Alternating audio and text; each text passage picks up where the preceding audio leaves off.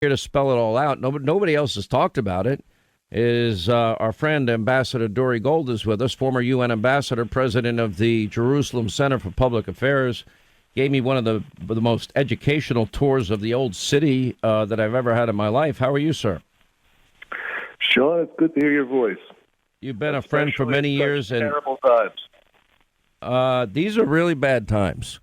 Did you ever imagine that we'd be in this position where up till yesterday, we're importing oil still from Russia after it invades Ukraine. We're doing this idiotic deal with Iran, and we're begging them for their oil.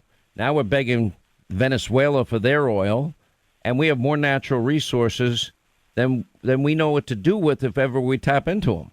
Well, my little element in this discussion is that your friend Israel has gas and it has oil in the Mediterranean. Huge amounts. And we have American companies that have taken interest in that. Right now we have Chevron that has become the latest partner for exploiting that oil and that gas.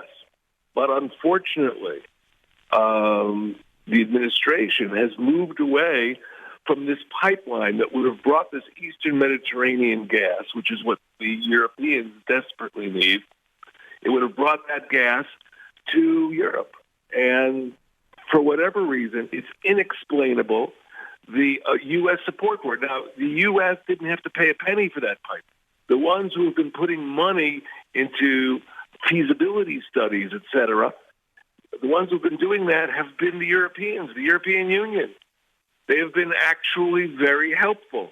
But once the United States says, no, we don't want it, then everybody pulls back. Can you go to a bank afterward and get money to build this pipeline? Can you get support for it? No, you can't. It's a big problem.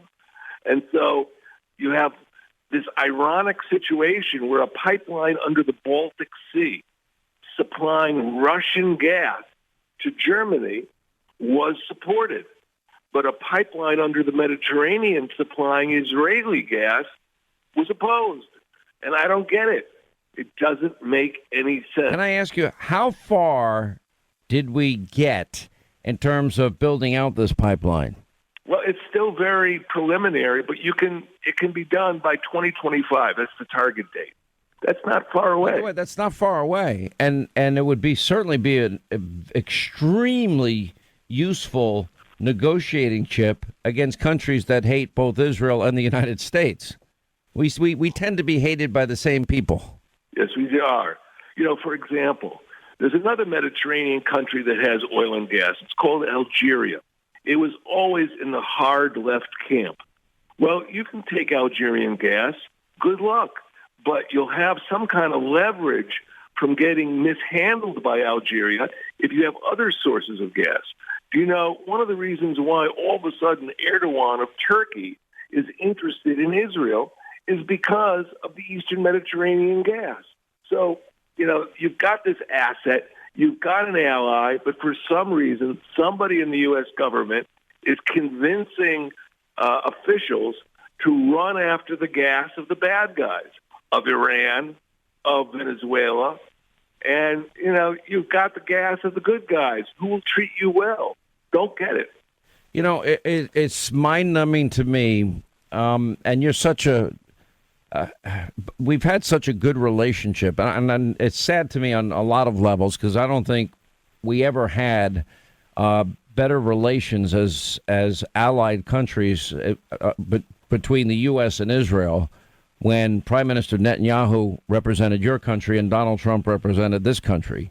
I don't think we've ever had a better relationship, and it was getting stronger by the day, ending with the Abraham Accords, as you know. But there was so much more that we could have done together, and some of it offensive and some of it defensive.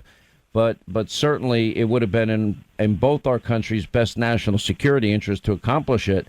The idea that the United States of America is even talking to the number one state sponsor of terror and your biggest threat and our biggest threat and the world's biggest threat, Iran, is beyond any comprehension I have. This is a country that is pledged to wipe your country, Israel, off the map. This is a country that is pledged to wipe the United States off the map. and they're constantly chanting death to Israel and death to America. So we have a common enemy here. Even the Saudis are smart enough to understand that a nuclear-armed Iran is a threat to the entire region. Well, look what's been happening in Saudi Arabia and in the Middle East. The Iranians have been helping these Houthi rebels in Yemen.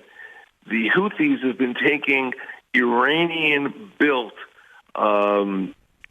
missiles as well as other types of projectiles and shooting them in the heart of Riyadh, the capital of Saudi Arabia.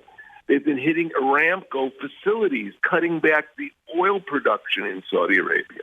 And that's been happening in the last 2 years. You know, and that has been, and that's an Iranian-sponsored proxy war against the Saudis.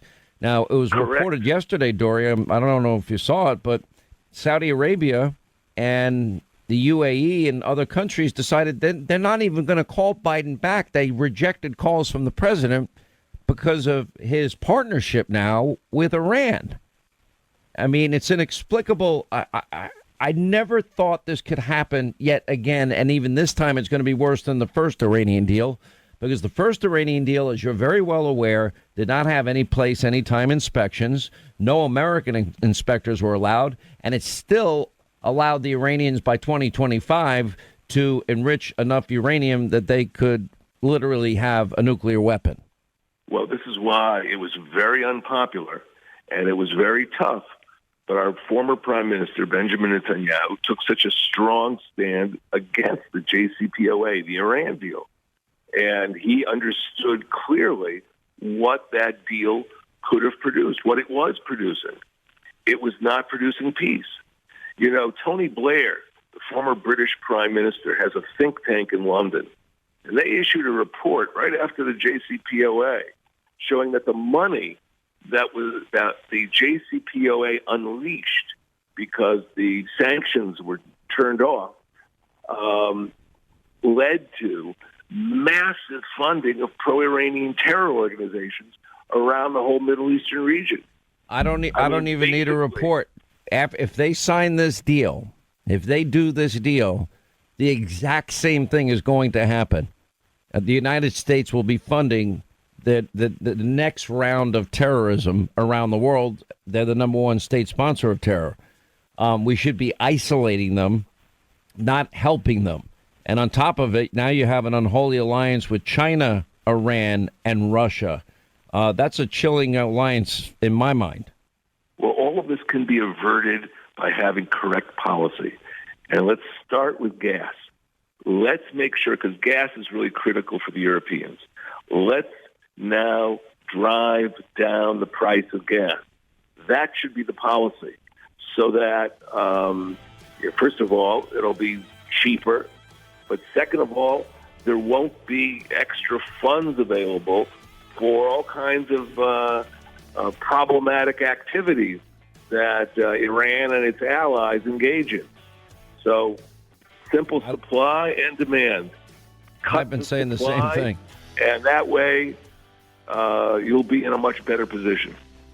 Now, your current prime minister promised that he would not partner with certain groups in Israel, and ended up partnering to form this very fragile alliance of a government that exists now in Israel.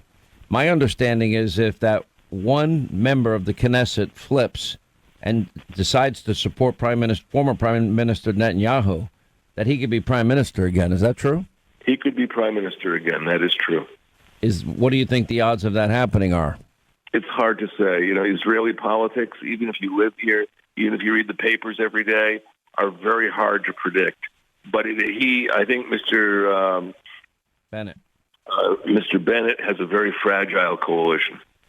It is an amazingly fragile coalition. I can't even believe it's lasted this long. I don't think it'll last much longer. And hopefully the people of Israel will see that the strength of Prime Minister Netanyahu is needed now more than ever. Dore Gold, we love having you. You're a dear friend. I appreciate you more than you know. Thank you, sir, for being with us. It's great hearing you, and let's keep the West strong. Well, the first one thing they can do is this Eastern Mediterranean gas pipeline. That'd be a good idea. A good start. Bringing BB back would be even better. Thank you, sir.